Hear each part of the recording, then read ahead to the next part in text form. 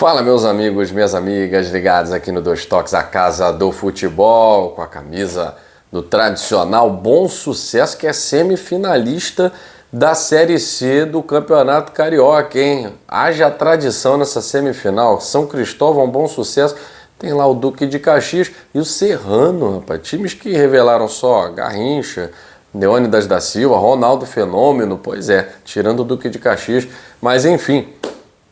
Tem nada a ver com o assunto, né, produção? Vamos falar de Campeonato Brasileiro. Eu quero falar de Vasco da Gama, ladeira abaixo. Eu quero falar de vovô, nem tão garoto assim, Nenê. E falar, é claro, dos resultados surpreendentes da rodada, porque nenhum mandante conseguiu uma vitória sequer. Dois deles estiveram muito próximos da vitória. O Sport, quem diria, né? Abriu 2-0. 20 minutos do segundo tempo, acabou, Atlético Mineiro é isso aí, o Atlético Mineiro sempre decepciona, tá? Quando você abriu, fechou os olhos, abriu de novo, 4-2. 4-2 Atlético Mineiro, com a colaboração luxuosa do arqueiro do Sport Recife na cobrança de falta do Hulk, ali abriu a porteira, né? Abriu a porteira.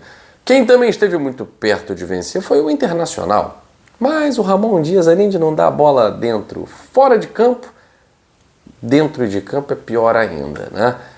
Pode botar ele, o Emiliano Dias, chama o neto, chama o bisneto, chama as esposas. Não, se bem que as esposas, o Ramon Dias não vai gostar, mas não vai dar certo. O trabalho no Internacional é muito ruim. Desde o início do ano com o Roger Machado, agora com o Ramon Dias piorou, mas piorou não foi um pouquinho não, piorou muito, porque o Inter simplesmente não consegue vencer. Abriu 2-0 para cima do Bahia, tomou o empate 2-2 e se tivesse mais 5 minutos tomaria a virada, né? Bom, mas outro que esteve próximo de vencer, nem tão próximo assim, né? Mas abriu o placar, o Vasco da Gama. O Vasco da Gama abriu o placar com o Ryan, deu tempo nem de comemorar e o Marcelo Hermes empatou, um belíssimo voleio, para o Juventude. E aí todo mundo sabe, né? O Vasco é aquele time que quando toma um gol, ele se desmonta, ele se desequilibra, ele não consegue mais retomar as ações e no final das contas acaba perdendo o jogo. Para vocês terem ideia, nos últimos 3 jogos o Vasco tomou 8 gols. É quase uma média de 3 gols por jogo. Ele tomou 3 do Botafogo, ele tomou 3 do Juventude, tomou 2 do São Paulo. Quase uma média de 3 gols por jogo. A defesa do Vasco, que vinha sendo um ponto muito positivo com o Cuesta, com o Robert Renan, com a proteção do Calma Barros, o time degringolou. Ofensivamente, uma lástima nesses jogos, contra o São Paulo perdeu muitos gols, contra o Botafogo não criou nada e contra o Juventude criou muito pouco. O Vasco está ladeira abaixo. E as declarações, as atitudes do Fernando Diniz acabam refletindo, esse desequilíbrio acaba refletindo em campo, né? Vocês sabem muito bem o que eu penso do trabalho do Fernando Diniz. É um trabalho que tem um momento de beleza, né? É aquele impacto, principalmente quando ele pega um time que está em frangalhos. Se ele pegar um time que está em frangalhos, provavelmente ele vai ter um resultado não imediato, mas num curto prazo. E esse resultado num curto prazo vai trazer à tona toda aquela ideia do dinizismo, como o Fernando Diniz é diferenciado, etc. e tal. E depois vem o desgaste. Parece um ciclo vicioso. Vem o desgaste porque o Fernando Diniz é daquele jeitão dele, né? É um psicólogo só no diploma mesmo, porque é completamente desequilibrado. Impressionante. Eu não sei como é na vida pessoal, mas a beira do campo é completamente desequilibrado. E esse desequilíbrio está no Vasco. A gente percebe que esse desequilíbrio está se refletindo dentro de campo. Para vocês terem ideia, em números, o Vasco tem um dos melhores ataques, mas tem uma das piores defesas. Então, é um desequilíbrio muito grande. O Vasco não consegue emendar uma sequência que não tenha uma contrapartida. 4 vitórias seguidas, pô, que maravilha. 3 derrotas seguidas agora. 3 derrotas seguidas agora. Vai jogar fora de casa, uma próxima partida, pode ser a 4ª derrota seguida. Então um time que tem 4 vitórias seguidas e 4 derrotas seguidas é um time muito desequilibrado, é um time que emocionalmente não consegue se sustentar. Isso passa muito pelo timing do treinador, que, falando em timing, né, mandou muito mal na entrevista coletiva. Está reverberando pessimamente, principalmente nas redes sociais, a declaração de que o Vasco está aprendendo a ser um time grande. Fernando Diniz pode, ter dirigido o Vasco na Série B em 2021, pode ter voltado agora no momento em que o Vasco estava ali na zona de rebaixamento, mas a grandeza do Vasco, a grandeza histórica, ela não se discute. Acho que as palavras ali foram muito mal escolhidas, e falar que o Vasco está aprendendo a jogar como time grande, isso pegou muito mal, muito mal.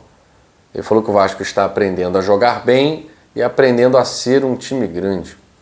Da maneira como ele fala, o Vasco não é um time grande. Se ele colocasse, o Vasco está reaprendendo a jogar como um time grande que é. Gente, monte de câmeras, microfones, tem que pensar em tudo que vai ser falado. Uma frase como essa, parece que o Fernando Diniz está se colocando acima da instituição. E agora ele perde um aliado importante nesses últimos jogos, que é a torcida. Ontem a torcida vaiou, ontem a torcida gritou olé para os toques de bola do Juventude. E eu vi muita gente zoando, fazendo meme, né? Muitos canais vascaínos, de que se o Nenê tocasse na bola já era uma vergonha. Pô, o Nenê não tocou na bola, não.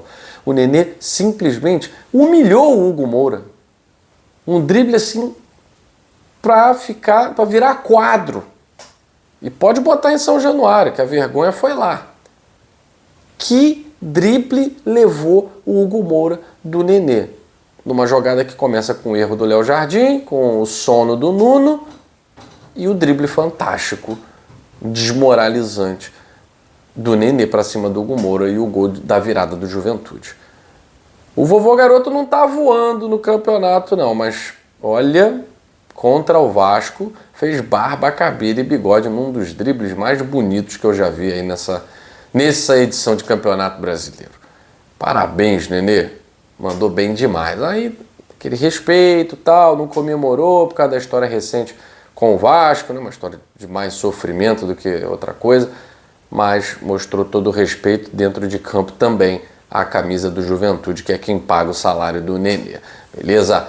Os outros jogos, o que eu não falei ainda aqui, a decepção que é o São Paulo. O São Paulo, tal qual o Vasco, é outra decepção. Porque quando o torcedor pensa, cara, agora a gente vai uma sequência maneira, porque ganhamos do Bahia, ganhamos do Vasco fora de casa, o Vasco não vem perdendo pra ninguém, agora é só emendar a sequência positiva. Aí empatou com o Flamengo, pô, beleza, é o Flamengo, brigando por título, né? Apesar do São Paulo estar com um jogador a mais durante boa parte ali do jogo, mas era o Flamengo, tá tudo bem, não perdeu, somou ponto, tá bom.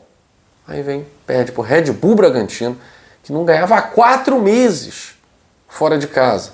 4 meses que não ganhava de ninguém. Red Bull Bragantino sob nova direção, agora está com Wagner Mancini. Dos últimos 9 pontos disputados, conquistou 3, venceu o Corinthians e venceu o São Paulo. O Campeonato Brasileiro é isso. É uma grande incógnita, né? Então não dá pra gente contar simplesmente que o óbvio vai acontecer. Eu coloquei aqui, jamais acreditaria que o Bragantino fosse tirar pontos do São Paulo. Primeiro que o Bragantino é o Bragantino. Aquela água de salsicha que a gente já conhece.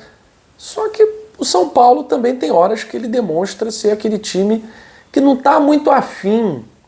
Os últimos anos do São Paulo tem sido, o São Paulo joga meio que parece sem vontade, não está muito afim. E quando demonstra muita vontade, é só no coração. Não tem muita organização. O trabalho do Hernan Crespo à frente do São Paulo não é bom. Não é bom. São Paulo pode perder vaga de Libertadores, ter que jogar Copa Sul-Americana. Olha, nada bom para o São Paulo esse final de campeonato aí. Agora restam 5 jogos para o Tricolor. 2 jogos dentro de casa foram jogados no lixo, né? Tudo bem que não é o Morumbi, é Vila Belmiro, mas é mando de campo. São Paulo vai ter que buscar, como fez contra o Vasco da Gama, esses resultados fora. Vamos ver como é que vai ser. Hoje tem mais Campeonato Brasileiro, hoje tem muita coisa, muitas águas vão rolar. E é claro que aqui no Dois Toques, a Casa do Futebol, você acompanha o pós-rodada. Bom domingo para vocês e até a próxima. Tchau, tchau.